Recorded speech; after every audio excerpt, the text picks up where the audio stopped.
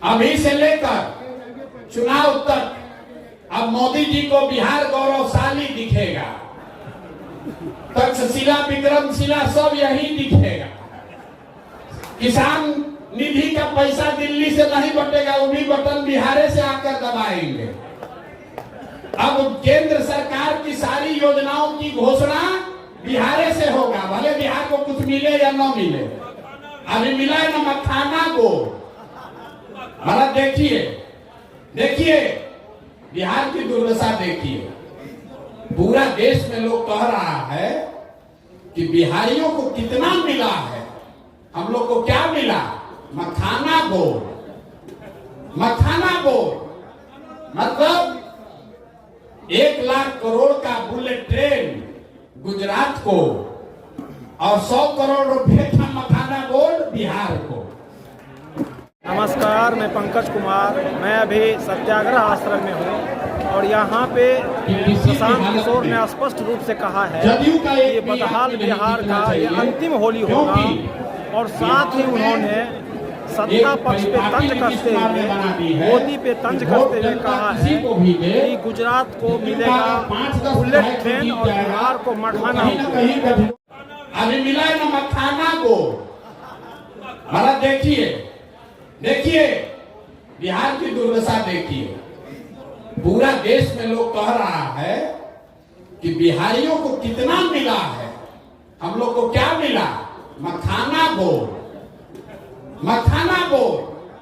मतलब 1 लाख करोड़ का bullet train Gujarat को और 100 करोड़ रुपए का मखाना बोर्ड बिहार को।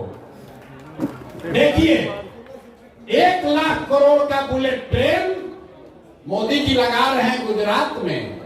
अब बिहार के लोगों को कह रहे हैं कि आपका लाडला मुख्यमंत्री।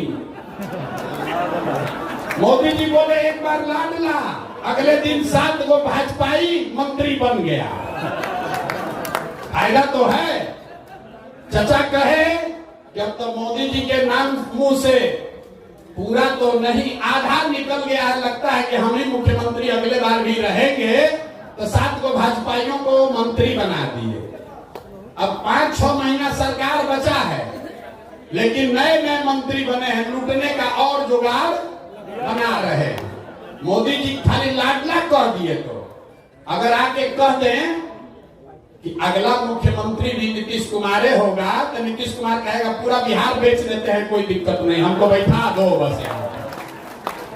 चचा का हालत ये है कि शरीर थक गया है, दिमाग काम नहीं कर रहा है, लेकिन कुर्सी नहीं जाना चाहिए, कुर्सी न जाना चाहिए। मोदी जी दे तो ठीक है, अना तो ललटेन से ही जलाएंगे, अपना काम चलाएंगे, किसी भी तरह से कुर्सी चाहिए जरूर। तो इस बार संकल्प लीजिए, चचा को हम लोग ऐसा साफ करेंगे, ऐसा पोछा लगाएंगे कि किसी से न ललटेन पर लटक पाएंगे, न कमल पर के फूल पर बैठ पाएंगे। तैयारी होना चाहिए कि नहीं होना चाहिए? सब लोग संकल्प ले लो रे भाई। जितना जदयू वाला सीट है, खाता वहां नहीं खुलना चाहिए ना। जदयू का एक भी सीट अगर बन गया तो चचा कहीं ना कहीं लपकिए जाएंगे। लोगों को याद दिला दीजिए भैया, तीर पर बटन दबाए तो तीर बहुत चुभेगा अगले 5 वर्ष तक, इसलिए तीर पर बटन नहीं दबाना है। और जंगल राज के बारे में हम लोग को बताने का जरूरत नहीं है। जंगल राज वाले लोग अभी बता रहे हैं कि हम लोग माई बहन योजना करेंगे। अरे भाई, माई बहन योजना सुनिए, अरे आप लोग को जवाब देना पड़ेगा। कई कार्यकर्ता साथी आके कह रहा भैया कि माई बहन योजना चालू किया, इसका जवाब देना चाहिए, तो जवाब सुन लीजिए। माई बहन योजना में हम लोग के विद्वान विपक्ष के नेता, हम कहते हैं नवा फिर हम पे गुस्साता है, हम तो आवाज से कहेंगे विद्वान विपक्ष के नेता, उन्होंने कहा कि हर महिला को बिहार में हर महिला को हम लोग 2500 रुपया महीना देंगे। अब भैया कैलकुलेटर का जरूरत नहीं है, मोबाइल में सबके कैलकुलेटर है, जरा गुना कीजिए। बिहार में 6 करोड़ महिला है, याद रखिए इसको, गांव गांव में जवाब देना पड़ेगा। 6 करोड़ महिला है, अगर 2500 रुपया आप महीना दीजिएगा तो साल भर में कितना पैसा लगेगा? 1,50,000 करोड़। बिहार में टोटल जो बजट उपलब्ध है वो 50,000 करोड़ है। टोटल बजट है 2,46,000 करोड़, लेकिन ज्यादातर बजट तो सैलरी और ब्याज वगैरह में सरकार को चलाने में खर्च होता है। तो जो योजना बजट है सरकार का, जो योजनाओं को चलाने के लिए होता है, वो योजना बजट है 50,000 करोड़। और हम लोग के विद्वान माननीय यशस्वी तेजस्वी यादव जी 50,000 करोड़ में से 1.5 लाख करोड़ रुपया बिहार के महिलाओं को दे देंगे। बाप रे बाप, ये आदमी आ जाए तो पूरा देश का कल्याण कर देगा। 50,000 करोड़ रुपया जेब में है और कह रहे हैं कि 1.5 लाख करोड़ रुपया दे देंगे, सबको तुरंत दे देंगे। तो बकिया पैसा कहां से आएगा? बाकी पैसा ना, चारा घोटाला में इतना रुपया कहां है? घोटाला भी तो इसी 50,000 करोड़ में करना है। यही तो हमको लगता है कि लोग को बिहार के बाहर अपहरण का उद्योग खड़ा करना पड़ेगा। बिहार के बाहर के लोगों को उठा के लोग ले आएगा। और अभी जो पार्टी वाला बोला है कि मुख्यमंत्री के यहाँ एक फैसला होता था कि कितना रुपया मिलेगा, तो 1 लाख करोड़ रुपया के लिए तो देश भर के लोगों को उठा के लाना पड़ेगा, तभी उतना वसूली होगा। ये बताइए, कहता है कि 1.5 लाख करोड़ रुपया हम दे देंगे महिलाओं को आते के साथ। ये हालत है इन लोगों का। इस बात को मजबूती से काटिए। जनसुराज 5 बात कह रहा है, वो पूरा सोचा समझा जांचा परखा हुआ 5 बात है। हम लोग कह रहे हैं कि हम पलायन रोक देंगे। पलायन कैसे रोकेंगे ये भी समझा रहे हैं। जो पैसा यहां से, पूंजी यहां से बाहर जा रहा है, बैंकों के माध्यम से हर साल जो 2 लाख करोड़ रुपया बाहर जा रहा है, उसको रोककर हम लोग पूंजी का पलायन रोकेंगे। जब पूंजी का पलायन रुकेगा तो बुद्धि का पलायन रुकेगा। जब बुद्धि का पलायन रुकेगा तो श्रम का पलायन अपने आप रुक जाएगा। और जिस दिन पलायन रुक गया, जिस दिन बिहार में लोगों को 10,000 15,000 रुपया का रोजी रोजगार हो गया, वो बिहार के लिए सबसे बड़ा खुशहाली का दिन होगा। होगा कि नहीं होगा? जरा जोर से बोलिए, होगा कि नहीं होगा? तो जनसुराज का सबसे बड़ा मुद्दा क्या है? पलायन रोक देंगे। कुछ दिन पहले हम लोग को दिखाया, लालू जी भी बोल रहे कि हम लोग भी पलायन रोक देंगे। बाप रे बाप, 40 वर्ष राजनीति करने के बाद अब लालू जी को समझ में आया है कि पलायन भी रोका जा सकता है। भैंस का पलायन नहीं, आदमी का पलायन बोल रहे हैं रोकेंगे। हम लोग सिर्फ कह नहीं रहे कि पलायन रोकेंगे, ये भी बता रहे हैं कि पलायन कैसे रोकेंगे। आप में से कई साथी आकर कहते हैं भैया किसान के लिए कहिए, स्वास्थ्य के लिए कहिए, लेकिन मैं जो बात आपको कहता हूं कि हम लोग वही बात कहेंगे जो अगर कल मौका जनसुराज को मिले तो 100% कर पाए, झूठ नहीं बोलेंगे। वोट मिले या न मिले, जो 5 बात जनसुराज ने कही है, आप अपने सारे विश्वास के साथ हम लोग अपने बच्चों के नाम पर सौगंध लेके कह सकते हैं कि वो 5 काम निश्चित कर देंगे, क्योंकि उसको सोच समझ कर कह रहे हैं, वोट लेने के लिए नहीं कह रहे हैं। तो अब होली मनाइए। हमने आपको पहले कहा है, आप खड़े होइए और पूरे देश के राजनीति का निडिल घुमाकर बिहार के ओर कर दिया जाएगा।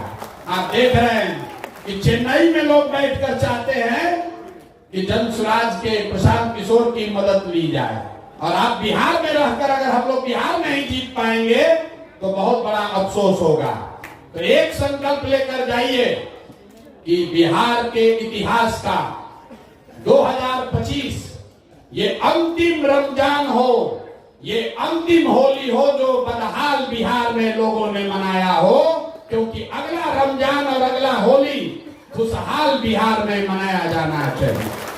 ये जिम्मेवारी जन स्वराज के कार्यकर्ताओं को, नेताओं को अपने कंधे पर उठाना है और इसके लिए जो कुछ भी करना पड़े, जितना भी पसीना बहाना पड़े, जितनी मेहनत करनी पड़े, जो कुर्बानी देनी हो, जितना संसाधन लगाना हो, उसके लिए जन स्वराज के लोग पीछे हटने वाले नहीं हैं। मैं नहीं पीछे हटूंगा। आप बताइए, आप पीछे हटने को तैयार हैं कि लड़ाई के लिए तैयार हैं? हम लोग के साथ कोई एक जात नहीं है, हम लोग के साथ पूरा बिहार है। बिहार का हर वो बंदा है, हर वो व्यक्ति है जो चाहता है कि अब बहुत हुआ, मोदी जी अब बहुत हो गया। जय बिहार, जय बिहार।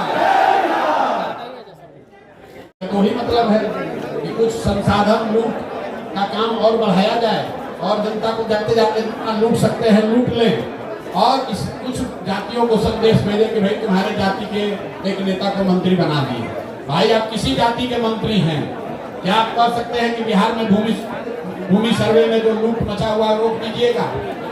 भाजपा के जो अध्यक्ष हैं यही तो अभी राजस्व मंत्री थे। क्या भूमि सर्वे में लूट नहीं हो रहा है? क्या कोई मंत्री ये कह सकता है कि बिहार में स्मार्ट मीटर के नाम पर जो धांधली बदमाशी हो रही है रुक जाएगा? क्या बिहार से भ्रष्टाचार रुक जाएगा? क्या बीपीएससी का जो अनियमितता हुआ उस पर लोगों को न्याय मिल जाएगा? क्या पेपर लीक नहीं होगा? ऐसा दावा कर सकते हैं? तो मंत्री कोई बने उससे क्या फायदा? चलाएगा तो अफसर ही।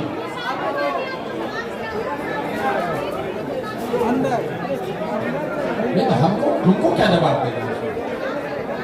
अरे हम तो सीधा अभी फिर दोहरा देते हैं कि नीतीश कुमार मानसिक तौर पर और शारीरिक तौर पर मुख्यमंत्री बने रहने के लिए स्वस्थ नहीं है।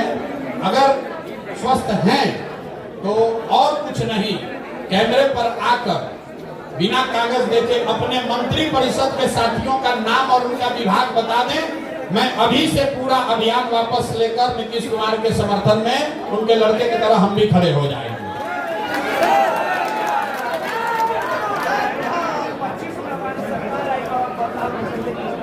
भाई 25 में सरकार आएगी और बदलाव करेंगे तो पहले 15 साल तो वही थे, 2015 से लेकर 2017 तक वही उप मुख्यमंत्री थे और अभी अपने चचा के मदद से फिर उप मुख्यमंत्री बने थे।